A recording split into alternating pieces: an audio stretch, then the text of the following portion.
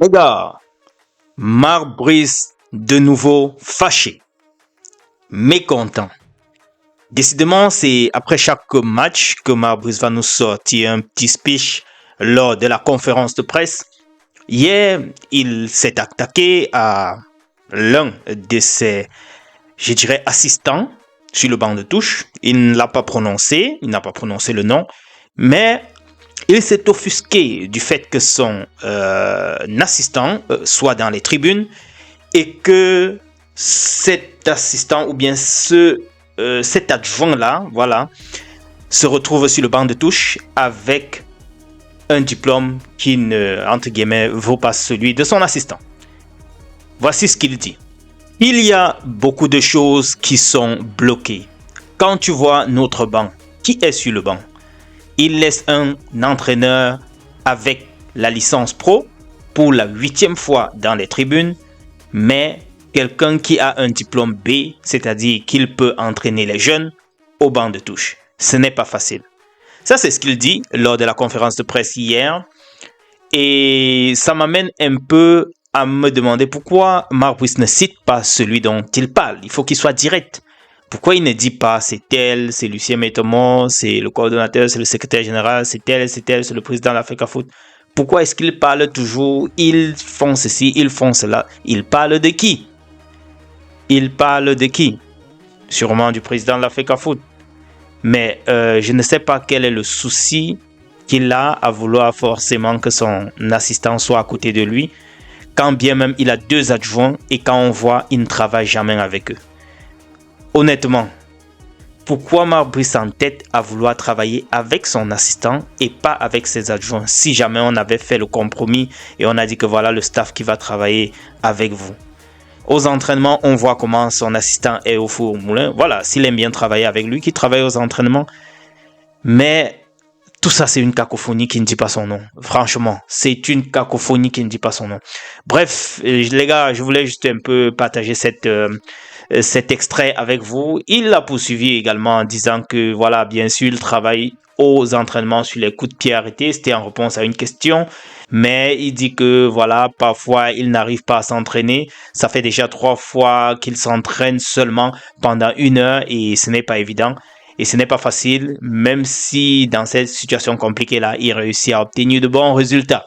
Bon, voilà, le plus important, c'est que vous obtenez de bons résultats. S'il y a quelqu'un qui vous empêche de travailler, je ne sais pas qui est responsable de vos entraînements. Pourquoi est-ce que vous vous entraînez seulement 1 heure? Parce qu'on a fermé le stade, parce qu'on ne vous a pas donné l'équipement, parce que qu'est-ce qu'il y a? Pourquoi il parle à demi-mot?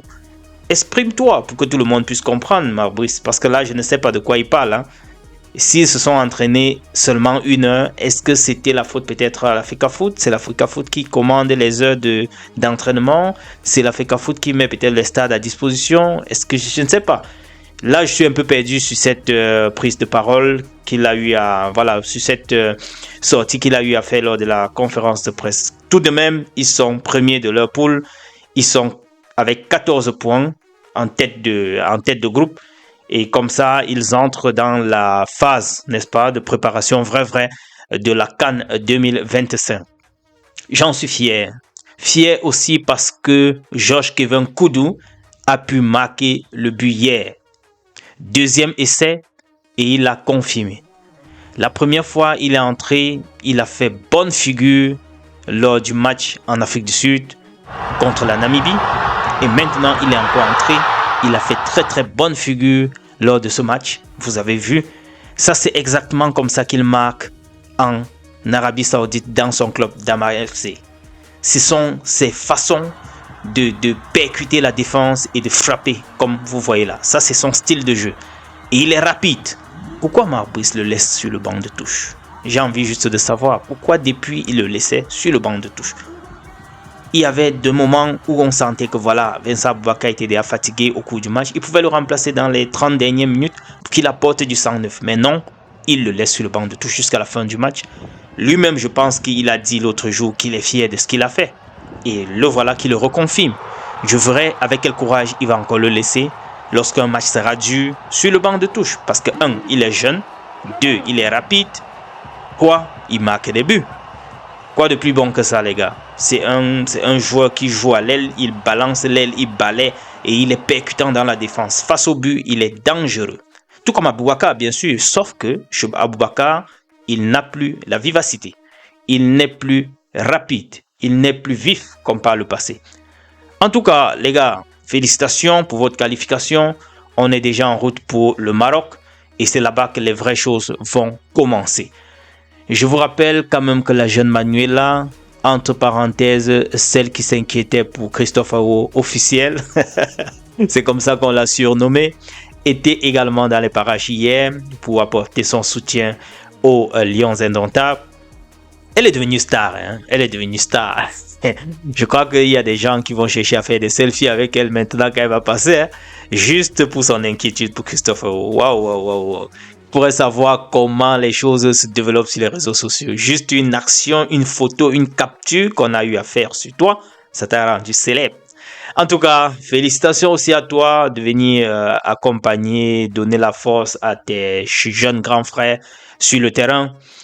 Eh bien, voilà, c'est le président de la République qui a signé un décret par rapport au défunt papa de Samuel Eto'o-Fils, n'est-ce pas? C'était le 18 novembre. C'était pour élever le feu Eto'o-David, patriarche en Gambie, et à compter du 13 avril 2024 au grade de officier de l'ordre de la valeur à titre posthume. À l'article 2 de ce décret, il dit « Le grand chancelier des ordres nationaux est chargé de l'exécution du présent décret qui sera enregistré et publié au journal officiel en français et en anglais. » Voilà, c'est une reconnaissance pour le papa de Samuel Eto'o-Fils venant de la présidence de la République. Voilà les amis, il y a également notre frère Vinicius. Notre frère Gambetika. Voilà, c'est un certificat qui a été présenté comme ça, qui nous fait savoir qu'après un test d'ADN, le joueur brésilien Vinicius Junior serait donc parenté sur le plan voilà ancestral selon l'étude donc de son arbre généalogique. Je pense que c'est comme ça qu'on le dit sur les termes techniques. I don't know. Il serait donc de Tika people, comme ils ont écrit là, Tika people living in Cameroun. Donc, le gars vient de Ngambetika, je crois bien, c'est comme ça qu'on appelle ce secteur-là. Et le gars est donc, j'ai déjà vu, on a commencé à dire Vinicius Atangana, Vinicius Kamdem, Vinicius, je sais pas, Booba. En tout cas, les gars, ça ne me surprend pas pourquoi il a partagé, aimé la chanson de Batnova à la Madrid, parce qu'il sentait la fibre camerounaise était en train de secouer le gars. Les amis, j'ai voulu juste faire un peu voilà, cette petite séance d'actualité ce matin avec vous. Marc Brice encore fâché, il nous fait toujours des révélations lors des conférences de presse. La jeune Manuela est allée soutenir ses jeunes frères au stade. Le président de la République a élevé le feu papa de Samuel Eto'o. Et également Vinicius qui est camerounais. En tout cas, quoi de plus beau? En tout cas, le gars, fais vite, hein, fais vite, tu viens nous rendre visite ici au Cameroun. On t'attend, tu es l'enfant du pays, l'enfant du continent. On est ensemble, les gars, on est ensemble, on est ensemble.